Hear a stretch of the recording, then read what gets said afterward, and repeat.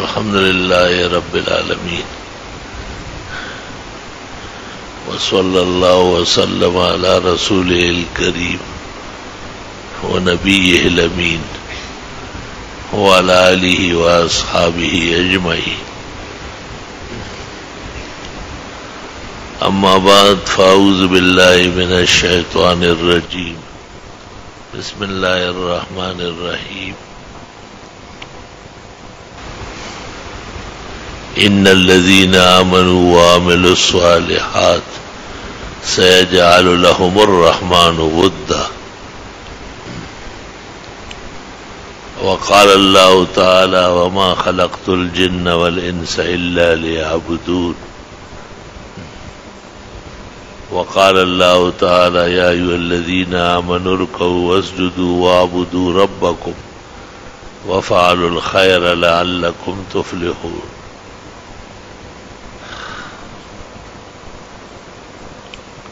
أخرج الترمذي في الجامع السنن أن النبي صلى الله عليه وسلم قد قال بادروا بالأعمال فتنة كقطع الليل المظلمة يصبح الرجل مؤمنا ويمسي كافرا ويمسي مؤمنا ويصبح كافرا يبيع دينه بعرض من الدنيا أو كما قال.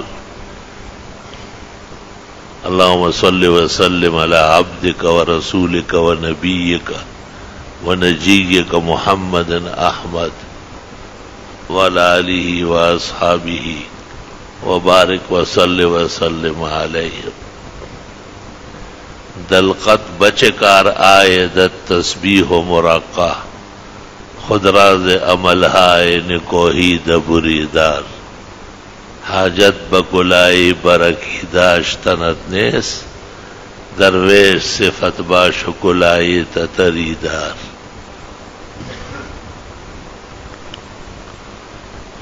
میرے بزرگوں، محترم بھائیوں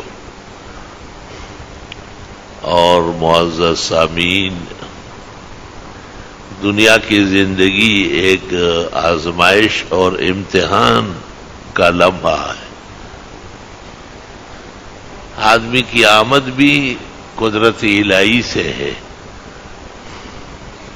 اور اس کا رہنا سہنا اور جانا بھی مقادیر کا اعجاز ہے.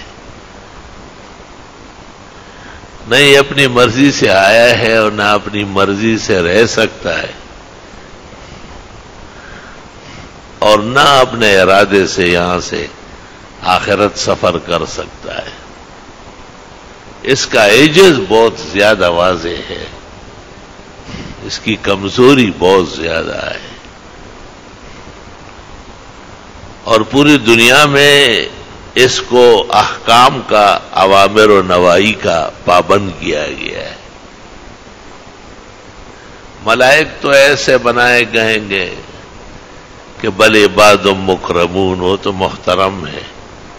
لا یسبقونہ بالقول، وہ آگے بڑھتے ہی نہیں ہیں. وہم بامرہ یعملون، جیسے اللہ تعالیٰ چاہتے ہیں وہ عمل کرتے ہیں.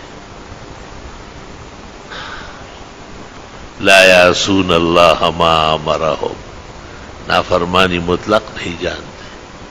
ویفعلون ما یؤمرون، جیسے کہا جاتا ہے ایسے ہی کر گزرتے ہیں. اس لیے جو انسانی زندگی کے لوازم ہے یا عوارض ہے ان سے بھی انہیں بری کر دیا گیا. لا یاکلون ولا یشربون ولا یتناکحون ولا یتناسلون، نکاح نہیں، نسل نہیں، کھانا پینا نہیں، تو نتیجتاً نہ بھوک لگتی ہے نہ پیاس پیدا ہوتی ہے. ولا یفترون، نہ ان پر سستی اور غفلت آتی ہے. یسبحون اللیل والنہار لا یفترون، دن رات اللہ تعالیٰ کی عبادت میں مشغول ہیں. کہتے ہیں کہ ملائک ایک ہی دفعہ میں پیدا ہوئے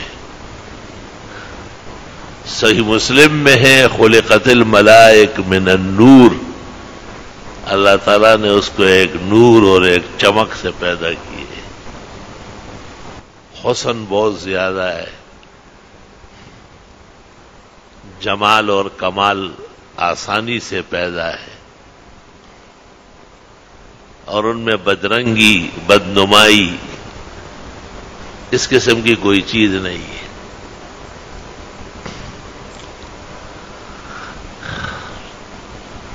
جب اللہ تعالیٰ نے آدم علیہ السلام کی تخلیق کا فیصلہ کیا اور اس کو زمین کا خلیفہ بنانا چاہا ہے، انی جاعل فی الارض خلیفہ،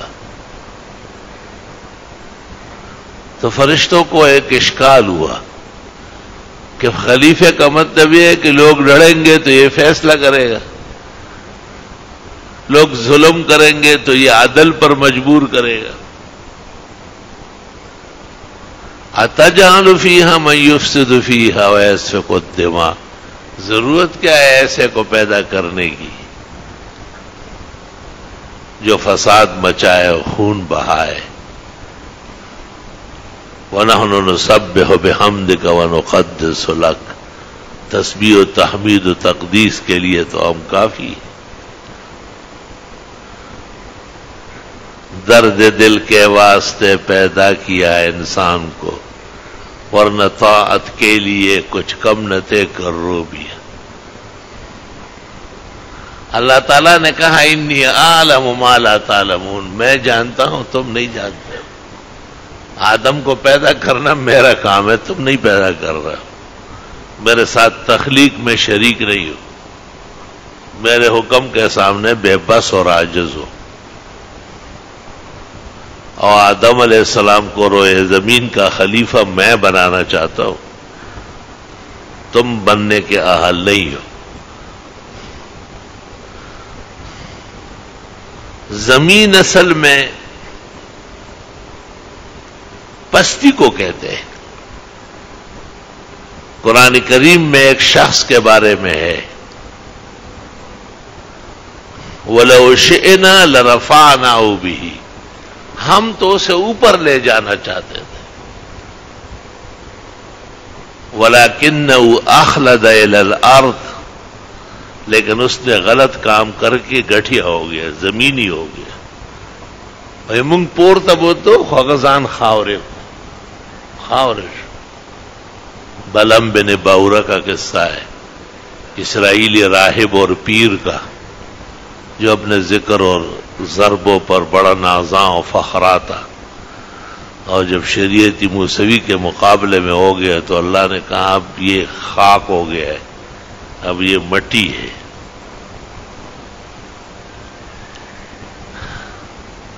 مٹی کے وجود میں اصلاً پستی ہے، اوپر پھینکیں گے تو نیچے آتی ہے، جبکہ آتش اور آگ کے فطرت میں بلندی اور رفعت ہے. آپ نیچے بھی آگ جلا لے تو شعلے اوپر آ جائے.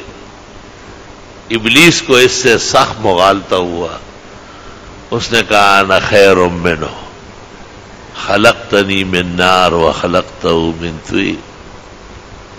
آپ آدم کو کہے کہ مجھے سجدہ کرے، کیونکہ ادنا اعلیٰ کا سجدہ کرتا ہے، اعلیٰ ادنا کا سجدہ نہیں کرتا. اللہ تعالی کی حکمت تکوین پر معترض ہوا. شرائع کے حکمتوں پر اور اسرار الرموز پر انگلی اٹھانے والے ہمیشہ بد نصیب ثابت ہوئے ہیں، اور ان کا پہلا لیڈر دنیا میں وہ ابلیس تھا. نہ شیطان یو سجدہ و نکڑا و پلانت شو او بے فیضی ورتد عمر عبادت شو. کثرت عبادت کوئی چیز نہیں کہ آپ لگے ہوئے نفلیں پڑھ رہے. بھئی وہاں سننے کا وقت ہے، نفلیں پڑھنے کا ٹائم نہیں ہے. ایک آدمی لگا رہے نہیں بابے بیٹھ جاؤ، خطبہ سننا ہے، واجب ہے. وہ 2 رکعت فرض ہوگی، 4 نہیں ہوگی.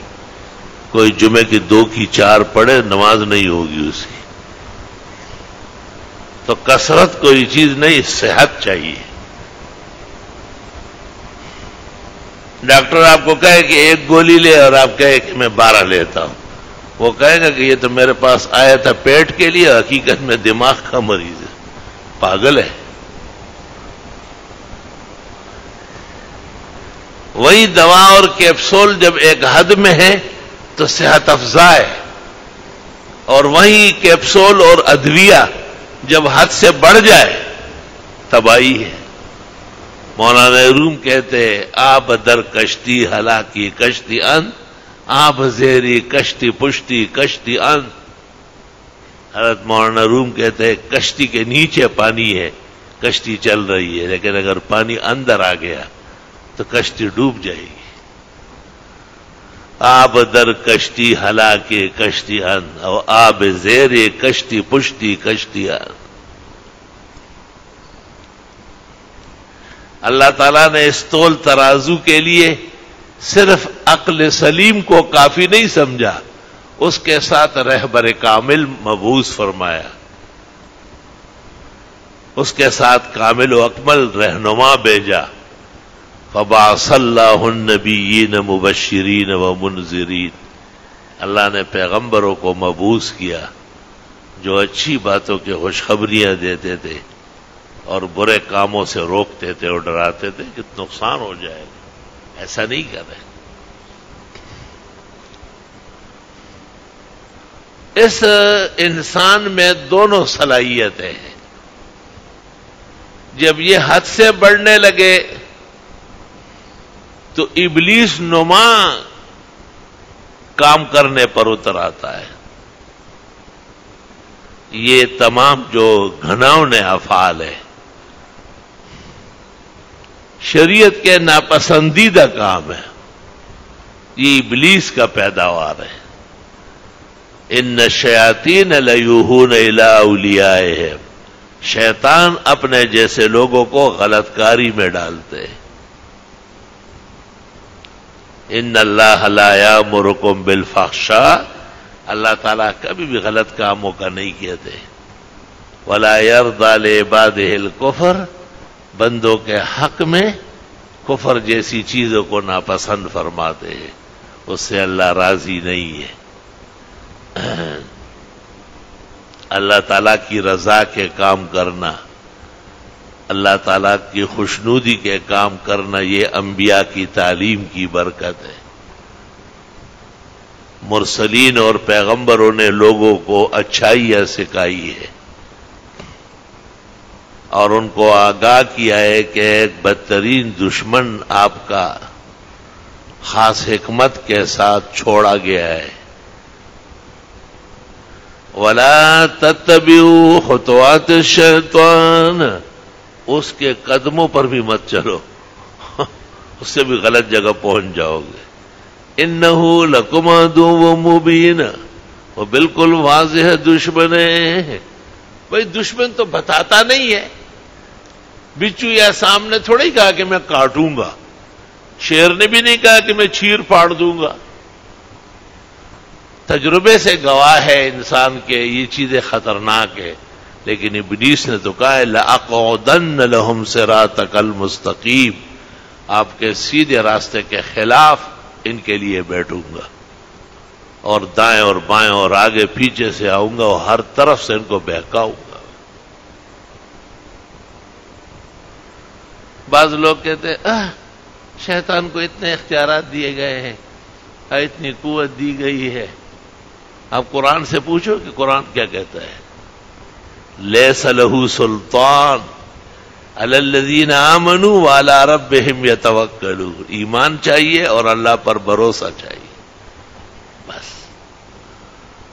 خداوند تعالیٰ پر یہ ایمان جو نصیب ہوا ہے، اوہو، یہ موجودہ دنیا اور ایسی 10 اور ہو جائے، یہ ایمان کے برابر نہیں ہے. ایمان اس سے بڑھ کر. قرآن کریم میں قیامت کے دن کافر بہت عذر کرے گا. حق تعالیٰ کہتا ہے کہ اگر یہ اس دنیا اور اس زمین کو سونے سے بھر کے دینا چاہے، ما تقبل من احدہم، نہیں قبول ہوگا. ایمان چاہیے. ایمان کا بدل نہیں چاہیے. کوئی کافر مرا ہے، آپ اس کی طرف ہزاروں بین سے کاٹے اور ہزاروں بیڑ بکریاں خیرات کرے، کچھ بھی نہیں ہوگا. ایمان چاہیے. ایمان والا مر گیا ہے، آپ نے کچھ بھی نہیں کیا ہے، کوئی ہے ہی نہیں جو کچھ کرے. امید ہے اللہ تعالیٰ ایمان کی برکت سے بہترین سلوک کرے. نجات کی اصل پونجی وہ ایمان ہے. اس لیے متکلمین فقہا کہتے ہیں کہ ایمان مرکب نہیں ہے، بسیط لا جزء لہ، اور اس سے سینہ آباد ہے.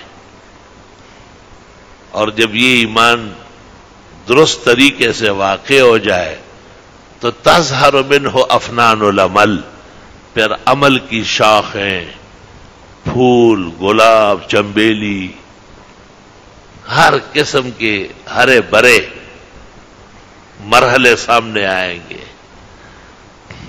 شگوف گاہ شگوفست گاہ خوشیدہ، درخت گاہ برہنست گاہ پوشیدہ.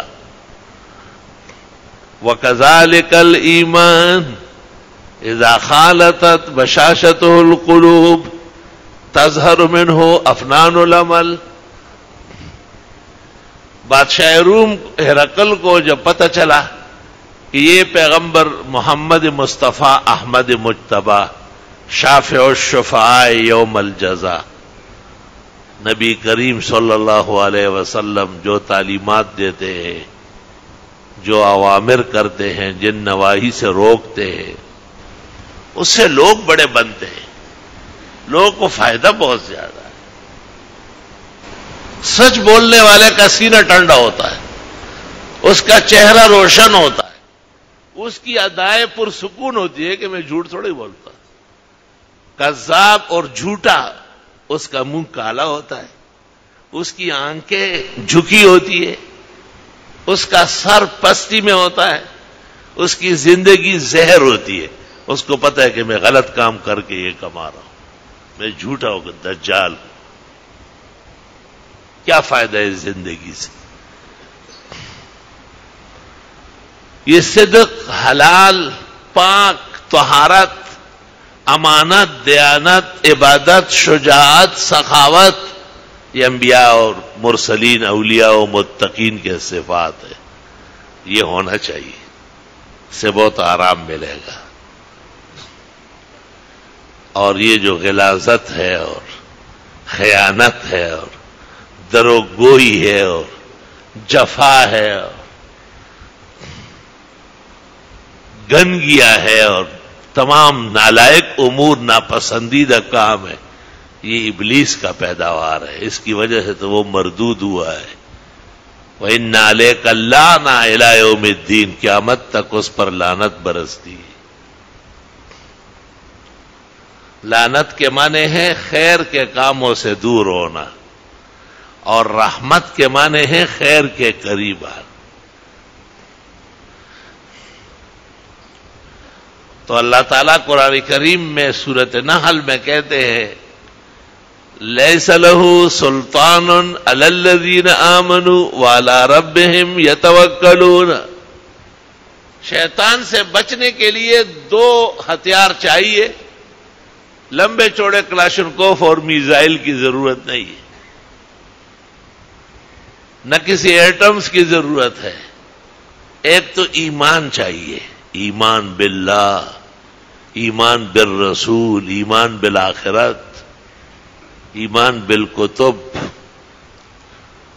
یہ ضروری ارکان پر ایمان لانی ہے. اللہ ایک ہے، اس کا کوئی شریک نہیں. رسول اور نبی جتنے آئے برحق تھے. اول انسان و پیغمبر آدم علیہ السلام ہے، وآخر الرسل خاتم الانبیاء والنبیین حضرت محمد الرسول اللہ صلی اللہ علیہ وسلم ہے. اور نبوت پا محمد باندے تمام شو، نشت پسل محمد انبیاء. حضرت تو بس خاتم و مختم ہے. شان ورشا سے بھی کہتے ادراک بختمست و کمالست و بخاتم، عبرت بخواتیم کے در دور آخری. آپ کے لیے آخری زمانے کا انتخاب کیا، کیونکہ آپ ہی ہوں گے اور کوئی نبی نہیں ہوگا. رسالت و نبوت آپ ہی کی رہے گی، اور دنیا تو بہت پھیل جائے گی، شرق اور غرب، شمال و جنوب سب آباد ہوں گے. تو آناً فاناً جدید ذرائع سے خبر پہنچ جاتی ہے. یہ جناب رسول اللہ صلی اللہ علیہ وسلم کی بعثت کی برکات. یہ سائنس اور ٹیکنالوجی اور جدید ہتھیار اور کائنات کو مزین رکھنے کا ساز و سامان، یہ پیغمبر کی وجہ سے ہے. مفتی محمود صاحب جو علوم دین و دنیا میں امام تھے، ان سے کسی نے پوچھا تھا کہ پھر آپ لوگوں نے کیوں نہیں بنایا؟ آپ نے کہا ہم لوگوں سے کیا مراد ہے؟ کہا کہ علماء، دیندار لوگ. تو حضرت نے پوچھا کہ ان میں آپ بھی شامل ہیں یا آپ کوئی اور ہے؟ کہا نہیں، میں بھی شامل ہوں. تو کہا آپ نے کیوں نہیں بنایا؟ پھر حضرت نے اصول ذکر کیا کہ دیکھو پوری دنیا، جن اور انس، یہ امت محمد ہے. امت کی دو قسمیں ہوتی ہیں، ایک دعوت جن کو دعوت دی جا رہی ہے، اور ایک اجابت جنہوں نے دعوت قبول کی ہے. تو جنہوں نے دعوت قبول کی ہے ان کے ذمہ کام لگ گیا، 5 نمازیں پڑھے، روزے رکھے، زکوٰۃ دے، حج کرے. دعوت قبول کی ہے نا، اندر آ گیا نا، کام شروع ہو گیا. اور جنہوں نے دعوت قبول نہیں کی ہے ان کو یہ کام لگایا، سائیکل بناؤ، موٹر سائیکل بناؤ، ہیلی کاپٹر بناؤ، جہاز اڑاؤ. یہ جو دنیا کو خوبصورت کرنے کا ساز و سامان ہے.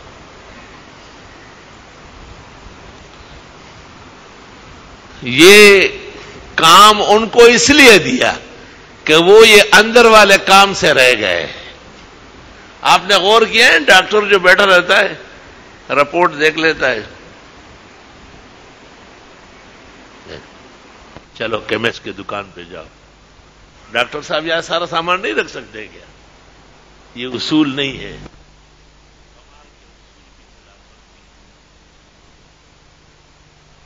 بادشاہ اس کے پاس کوئی ہتھیار نہیں ہوتا، ملک کے تمام فورسز اس کے آرڈر پر کمر بستہ رہتے ہیں. یہی حال مومن و مسلم کا ہے، سارا جہان اس کے لیے ہے. اور اس کو کہا ہے کہ خبردار میرے علاوہ کسی کا سجدہ کیا، خبردار تو نے میرے علاوہ کسی کو مدد کے لیے پکارا، خبردار کہ تم نے کسی کو مشکل کو شاہ و حاجت روا اور کارساز سمجھا، تجھ سے بڑا تباہ کوئی نہیں ہوگا. یہ سارے آلے اور پردے یہ آپ کے حکم پر آگے پیچھے ہوں گے.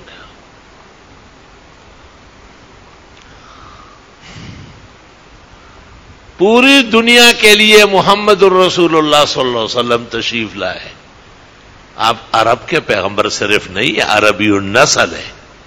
آپ عرب اور عجم، شرق اور غرب، اپنے عہد میمون سے لے کر قیامت کے زمانے تک کے جن اور انس کے لیے یا معاشر الجن والانس، دونوں کو خطاب ہو رہا.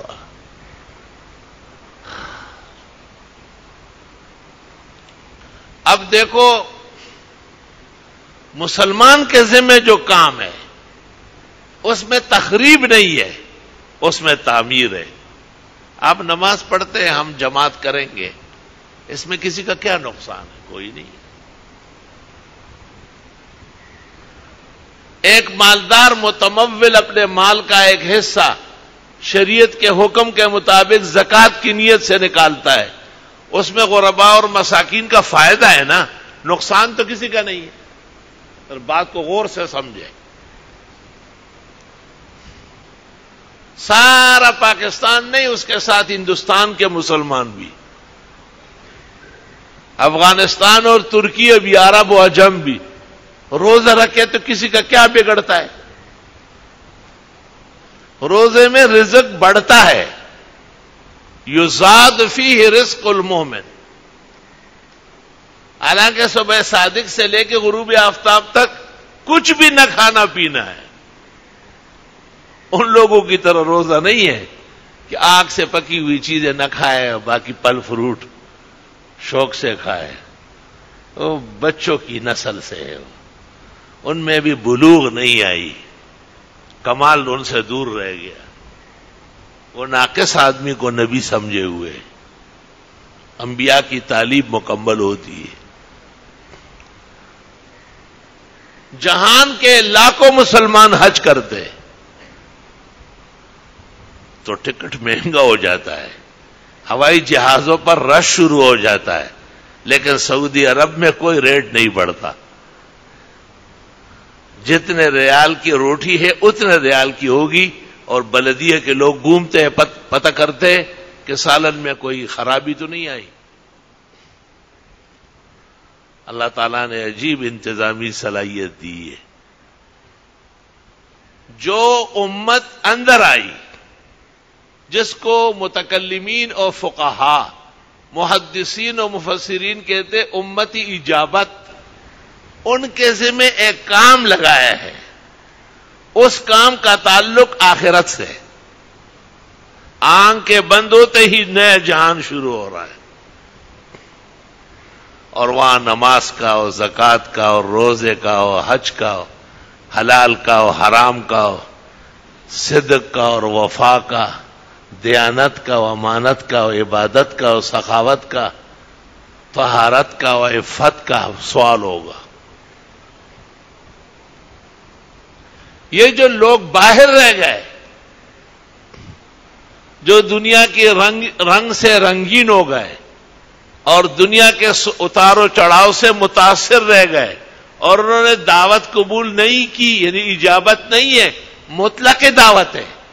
مطلق دعوت کیوں ہے؟ آخر تک ہم اور آپ ان کو دعوت دیں گے.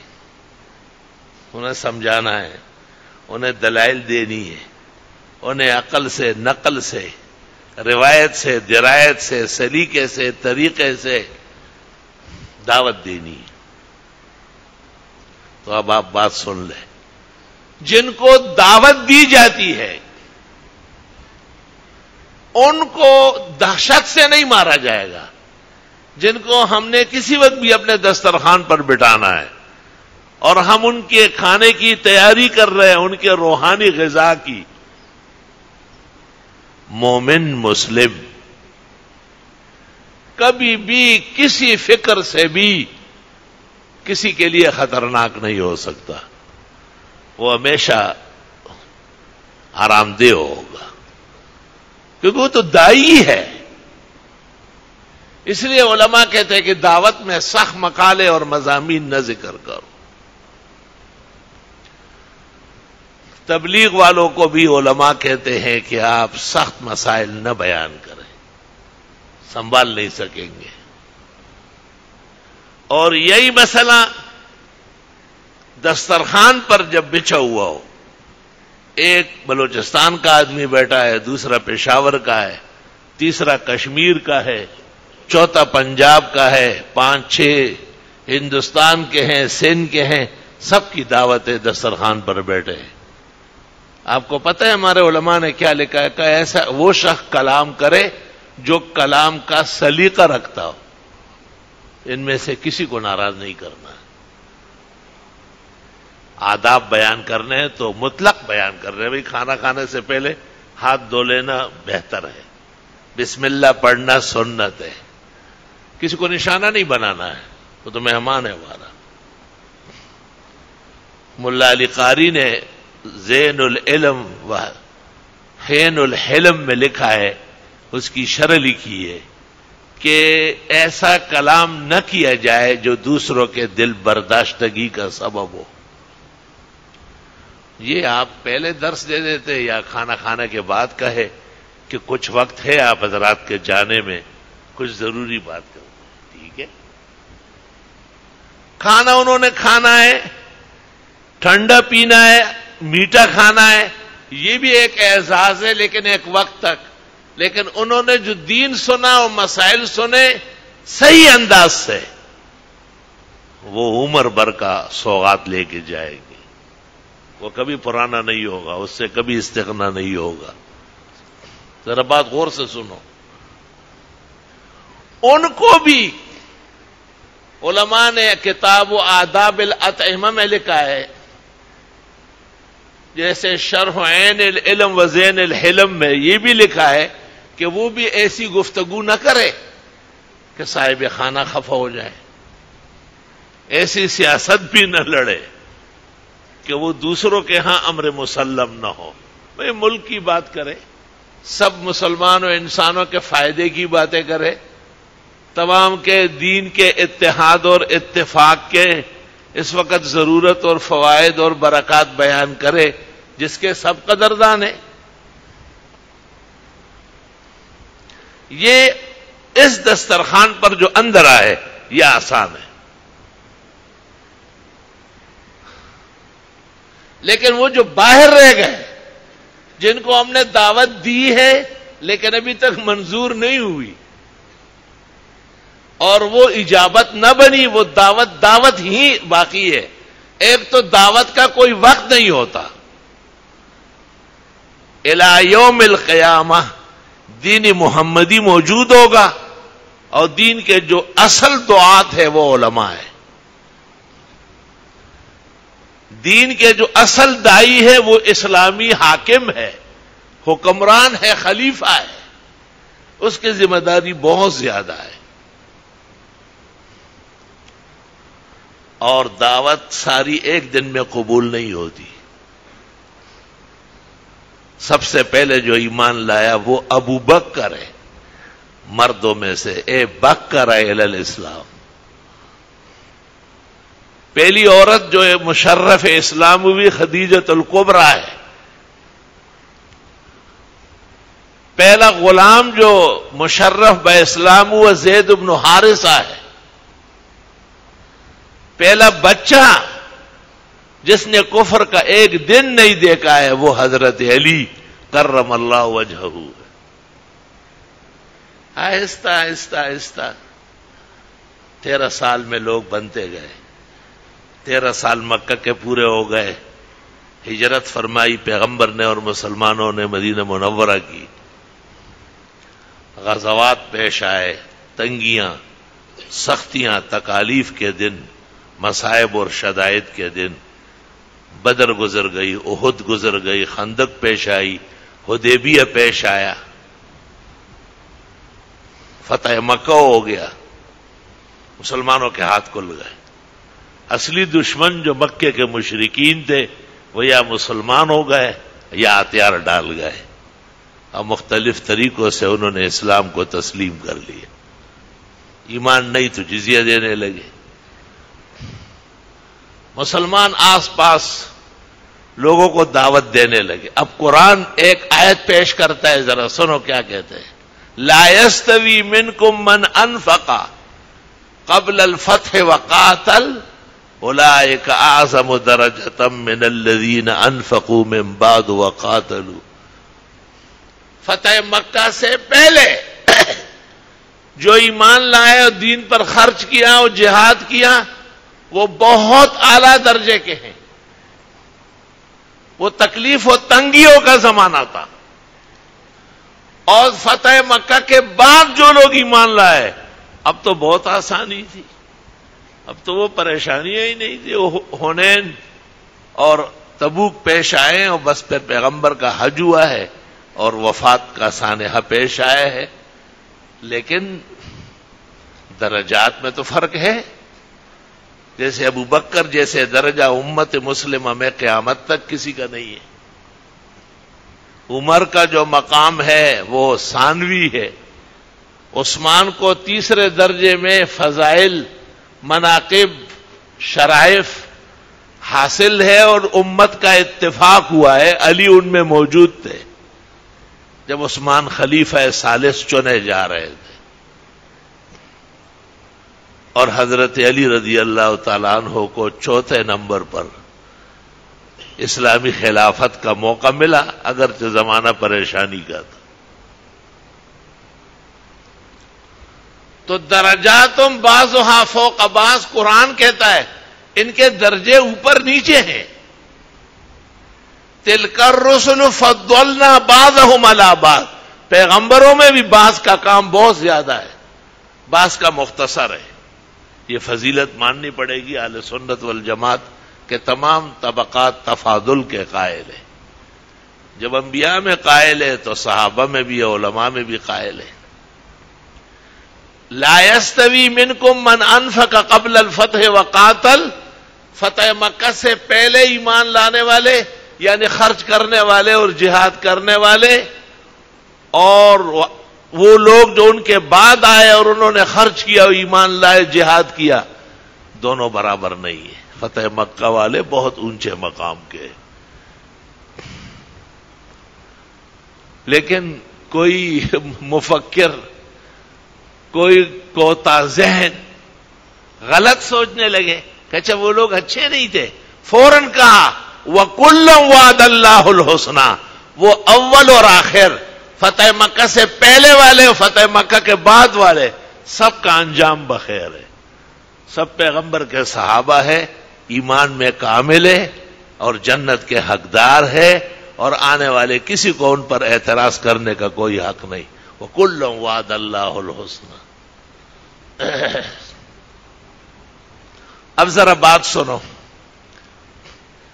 ہم نے عرض کیا کہ امت کے دو مقام ہیں، ایک قبول کرنے کا، اس کو امتی اجابت کہتے ہیں، وہ مسلمان ہے، وہ احکام کے پابند ہے، وہ نہ دہشت گرد ہے، نہ وحشتناک ہے، نہ کسی کو بے امن کرتا ہے، نہ کسی کے سکون میں نقصان ڈال سکتا ہے. جہاد تو امن و امان کا پیغام ہے. جہاد کے فوائد اور برکات اپنی جگہ مسلم، اظہر من الشمس ہے. لیکن یہ جو باہر ہے،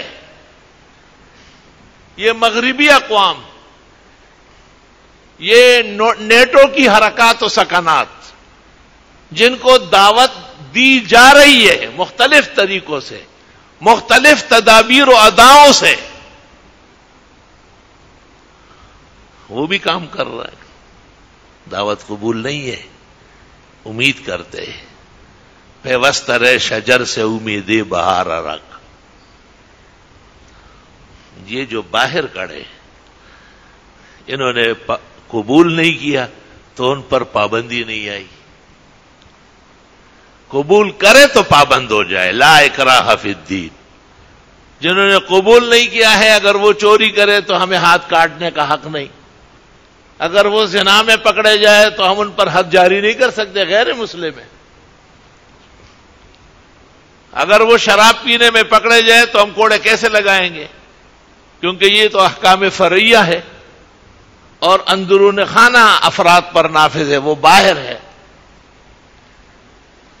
اس کو سمجھنے کے بعد اب ایک خطرہ سن لو. یہ تو نہ وحشتناک ہے نہ خطرناک ہے، یہ تو دعوت کرنے والے ہیں.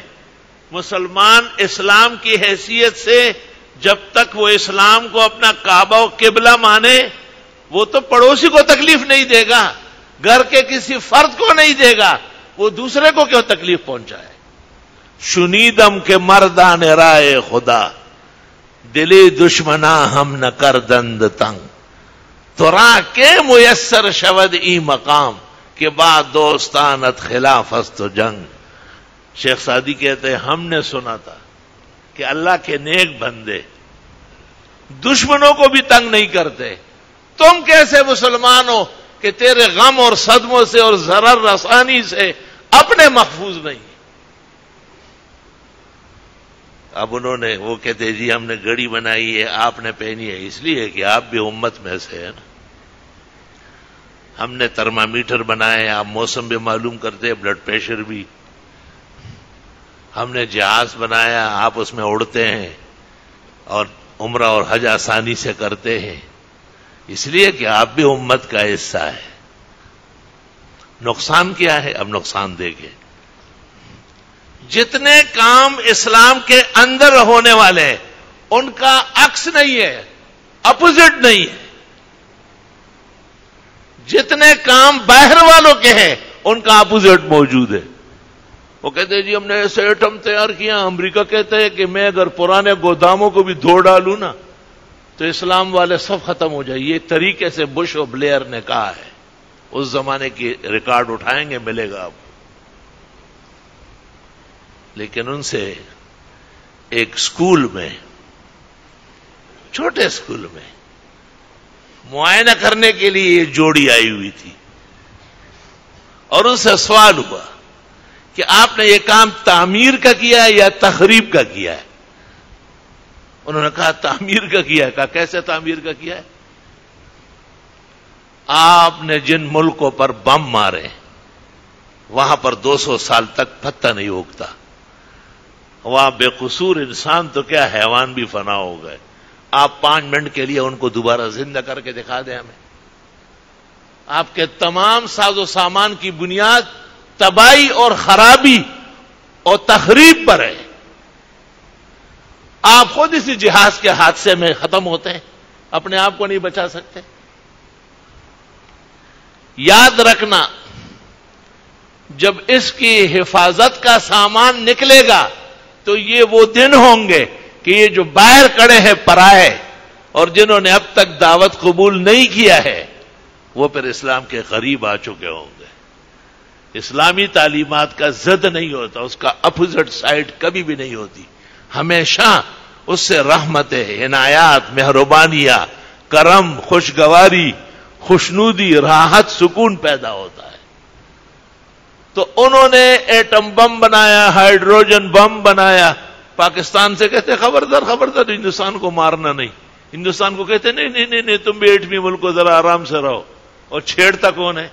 یہ درمیان میں مقبوض کشمیر کا تصفیہ نہ کرنا, اور وہاں کے مسلمانوں کی آہ و بکا پوری دنیا سن رہی ہے, سن ہو چکی ہے, اور ان کے کان بہرے ہیں, ان کی آنکھیں اندھی ہے, ان کی زبانیں گونگ ہیں, ان کی صلاحیتیں شل ہو چکی ہے کہ وہ ہندوستان کو کہے کہ ان مسلمانوں کو اپنی مرضی کے مطابق رہنے سہنے کا انسانی اور جمہوری حق دینا ضروری ہے. تو میرے بھائیوں, اسلام میں کوئی خطرہ نہیں. تمام خطروں کو ٹالنے کا نظام صرف اسلام ہے. خطرے اس سے پیدا ہوئے کہ جن کو دعوت دی جا رہی ہے اور وہ بلا وجہ کے دعوت قبول کرنے میں دیر کر رہے ہیں. اللہ تعالیٰ نے جن کے لیے مقادیر میں ایمان و اسلام لکھا ہے, اللہ بہت جلد مختلف تدابیر و اسرار و حکم سے ان کو ایمان نصیب فرمائے, تاکہ شرق اور غرب اور 4 دانگ عالم میں امن و امان کا دور دورہ ہو جائے. وآخر دعوانا ان الحمدللہ.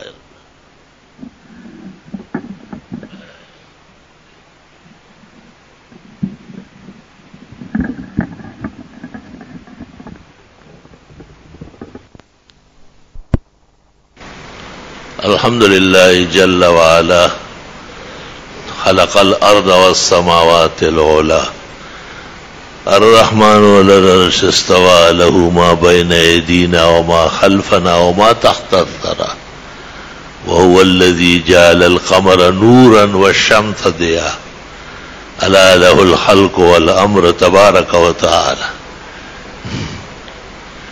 وصلى الله وسلم على رسوله المصطفى ونبيه المجتبى وامينه على وحي السماء شافع الشفعاء يوم الجزاء وعلى آله وأصحابه أفضل الخلائق بعد الأنبياء ومن بهديهم اقتدى وبآثارهم اقتفى من المفسرين والمحدثين والفقهاء إلى يوم الجزاء. أما بعد فأعوذ بالله من الشيطان الرجيم. وما خلقت الجن والإنس إلا ليعبدون يا أيها الناس اعبدوا ربكم الذي خلقكم والذين من قبلكم لعلكم تتقون يا أيها الذين آمنوا اركعوا واسجدوا واعبدوا ربكم وفعلوا الخير لعلكم تفلحون. قال النبي صلى الله عليه وسلم بادروا بالأعمال فتنة كقطع الليل المظلم يصبح الرجل مؤمنا ويمسي كافرا ويمسي مؤمنا ويصبح كافرا يبيع دينه بعرض من الدنيا. رواه أحمد في مسنده والترمذی فی سننہ وابو بکر فی مصنفہ باسانید عالیہ عن رجال ثقات. بارک اللہ لنا ولکم فی القرآن العظیم ونفعنا وإياكم بالآيات والذكر الحكيم. إنه تعالى جواد قديم كريم ملك بر ورب الرؤوف الرحيم.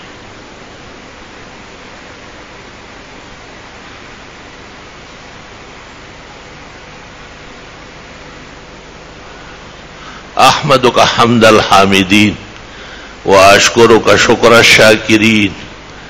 واللهم صل وسلم على نبي النبيين ورسول المرسلين سید الاولین والآخرین وعلى آلہ واصحابہ اجمعین. اما بعد فقد قال النبی صلی اللہ علیہ وسلم اللہ فی اصحابہ لا تتخذوهم غرضا من بعدی ومن احبهم فبحبی احبهم ومن ابغضهم فببغضی ابغضهم.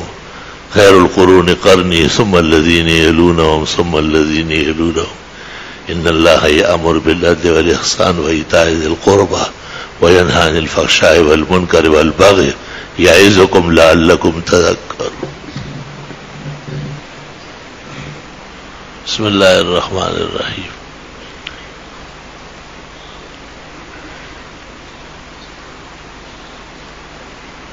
لکھا ہے غزوہ ہند ہو گیا ہوگا اور جہاد کشمیر غزوہ ہند میں شامل ہے. جی شامل ہے. امام مہدی بھی یا ولی ان کے نام کے ساتھ کیا جائے؟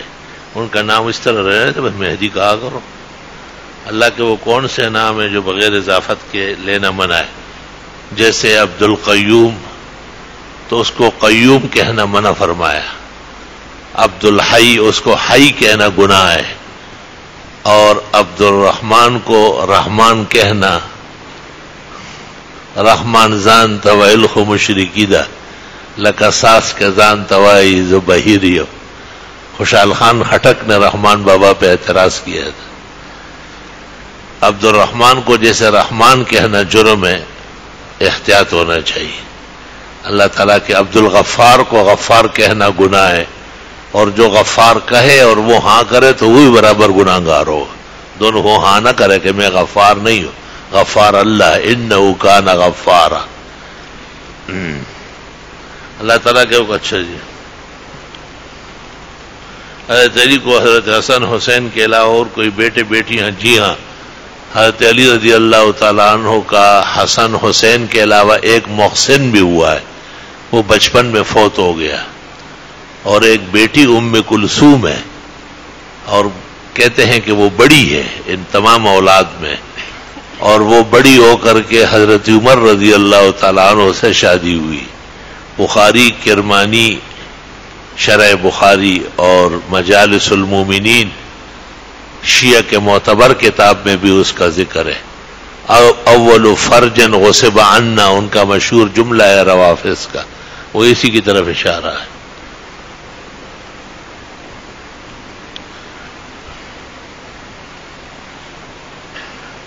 آج رسول اللہ صلی اللہ علیہ وسلم فرض نماز کی جماعت فرماتے ہی ہمیشہ کا تھوڑا ہی ہے. چھوٹے بچے تھے جیسے نانا کے ساتھ آتے ہیں، وہ آئے تو آپ نے قریب کیے، خطبے کے دوران بھی آئے ہیں. باقی باتیں جو لکھی ہے سب فضول اور لایانی باتیں لکھی. اللہ تعالیٰ آپ کا سایہ تا دیر پوری امت پر رکھے اور محمد انور شاہ کو ممبر و محراب سے محبت اور اہلیت و اصلیت عطا فرمائے. آمین. حضرت حسن رضی اللہ عنہ کو زہر دیا گیا تھا. جی ہاں، ان کی ایک بیوی تھی بانو ایرانیہ، اسی نے سازش کی تھی. حضرت حسن رضی اللہ تعالیٰ عنہ بہت پاک دامن، بڑے ولی کامل، بڑے متقی و پارسا، حسین و جمیل و یوسف ثانی تھے. لوگ چاہتے تھے اس طرح نسبت ہو جائے، تو کہتے ہیں 90 کے قریب نکاح حضرت نے فرمائے، اور چند دن رکھنے کے بعد پھر اجازت سے چھوڑ دیتے تھے. حضرت علی نے کوفہ میں اعلان کیا کہ خبردار کہ آئندہ کسی نے رشتہ دیا، لیکن لوگ کہاں منع ہوتے تھے. حسن مجتبیٰ کا مقام معلوم تھا. اس طرح ایک ایسی خاتون سے بھی ان کا نکاح ہوا ہے کہ جو درپردہ سازشی تھی، اور انہوں نے حضرت صاحب کو سینک کے دیا تھا اسی سے وصال ہوا ہے.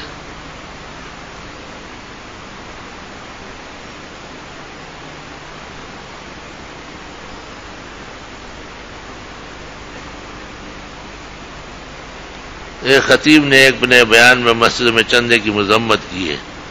بہرحال خطیب صاحب تو جب ممبر پر بیٹھے گا تو اپنی شان دکھائے گا. اگر یہ بات اس نے اخلاص سے کہی ہے کسی ایسے لوگوں کو خلاف جو ناحق کر چندہ کرتے تھے تو اللہ اجر دے گا. اور اگر یہ بات انہوں نے عمومی خیر اور نیکی کو روکنے کے لیے کہا ہے تو صریحاً باطل ہے اور گناہگار ہے. کیونکہ بخاری اور مسلم میں موجود ہے کہ آپ جہاد کے لیے چندہ خطبے کے دوران اعلان کرتے تھے اور نماز کے بعد خزائنے اور سونے اور چاندی کے ڈھیر لگ جاتے تھے. کہتے ہیں کہ اسلام کے بہترین اداؤں میں سے ایک یہ بھی ہے کہ مسلمان جمعے کے دن یا اجتماع میں خیر کے کاموں میں بھی شریک ہو.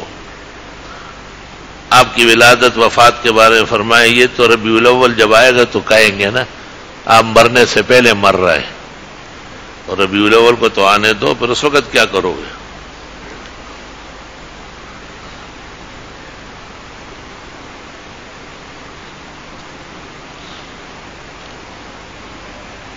حضرت اقدس مولانا انور شاہ صاحب کی تحقیق عیسیٰ علیہ السلام کے بارے میں یہی ہے جو مولانا عبد المجید صاحب لدھیانوی نے لکھی ہے.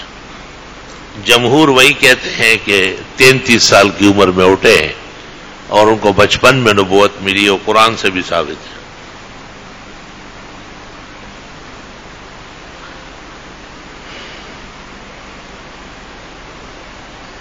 لکھا ہے کہ امام ابو حنیفہ کا شاگرد امام شافعی، امام محمد کا شاگرد، لیکن شافعی کا اختلاف. اتنی باتوں میں نہ پڑھو.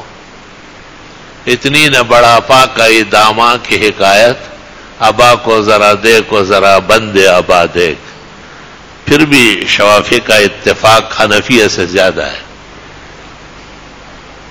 یہ اختلافات حقیقت میں آثار اور روایات کا اختلاف ہے. شاہ ولی اللہ نے اس پر کتاب لکھی ہے رحمت الامہ فی اختلاف الائمہ، اور عبدالوہاب شعرانی کی کشف الغمہ عن اختلاف الائمہ. ایام 20 کے روز اسلامی کون کون سی تاریخ ہے؟ چاند کی 13، 14، 15. اگر نہ رکھ سکے تو 27، 28، 29.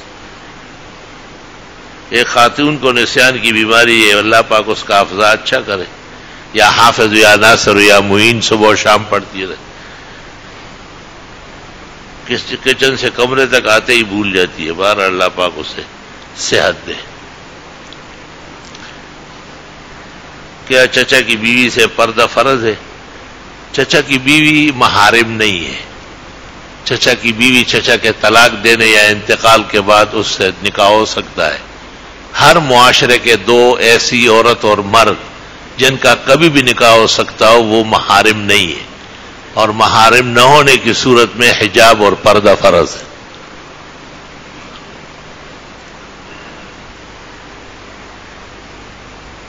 جس کے گھر بچی پیدا ہوئی میں اس کے گھر مہمان ہوں، یعنی بہت خوش ہونا چاہیے اس کو.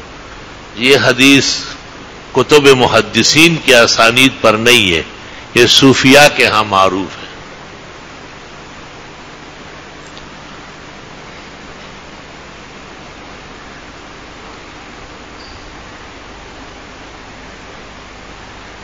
توبہ.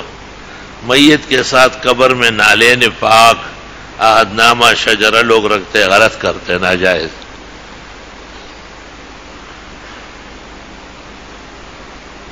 ایک شخص نے جمعے کی فجر کی نماز کے بعد عمرہ کیا، دوسرے دن فجر کی نماز کے بعد ہفتے کے دن دوبارہ عمرہ کیا.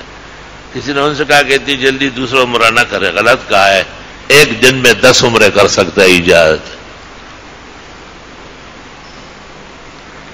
مولانا روم اس لیے تو کہتے ہیں کہ ہر ایک سے مسئلہ نہ پوچھو ورنہ مسئلے کے بجائے ایمان چلا جائے گا.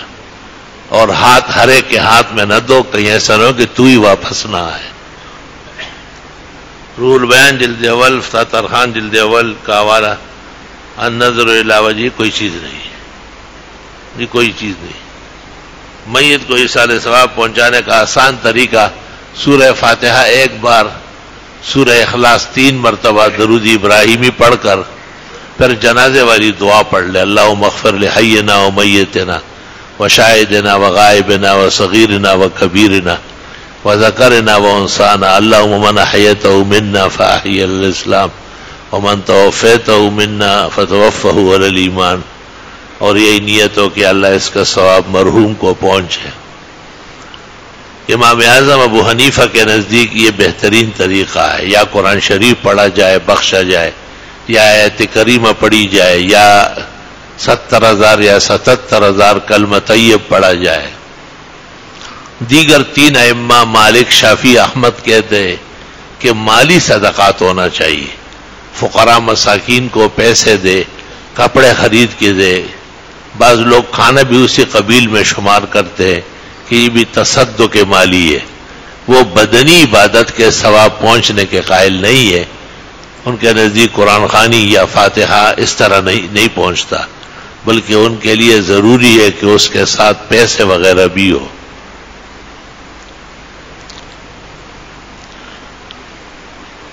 اللہ آپ کو صحت کاملہ، آپ کو جان و مال اولاد تمام العیال کی کامل حفاظت، آپ کے درجات اللہ کے خوب. آمین آمین. جزاک اللہ. اللہ آپ کو جزائے خیر دے. اور یہ اتنی اچھی دعائیں آپ نے مجھ فقیر کو دی ہے، اللہ آپ کو بھی اور یہ تمام مجلس کو نصیب فرمائے. اور مسئلہ یہ معلوم، میرے 3 بچے، 1 لڑکا 2 لڑکیاں، اس کا حقیقہ نہیں ہوا ہے اور نہیں ان کے بالوں کے برابر صدقہ دیا گیا. نہیں، یعنی بال وزن کر کے سونا یا چاندی دینا ہے. آدھی باتیں نہ لکھو. آپ نے مسئلہ بیان فرمایا لیکن میں نے پورا بیان کیا، آپ نے آدھا لکھا. بچے کے سر کے بال یا بچی کے جو اترے اسے ترازو میں ڈال کر ایک طرف وہ بال، دوسری طرف سونا یا چاندی، اس کے وزن کا مسئلہ یہ بیان کیا کہ میں سمجھتا تھا کہ 500، 1000، 1500 روپے دے دیں گے، لیکن علماء نے کہا کہ نہیں، احادیث میں سونا یا چاندی کے وزن اور صدقے کا ذکر ہے. لہذا جب ہم نے یہ بات کہی تو ایک زرگر اسی وقت گھر سے خوبصورت بہترین ترازو لے آیا. ایک طرف سر کے بال ڈالے گئے بچے کے اور دوسری طرف سونا یا چاندی جو بھی اس وقت منگوایا گیا تھا وہ ڈالا گیا اور وہ فقراء مساکین کو دیا گیا.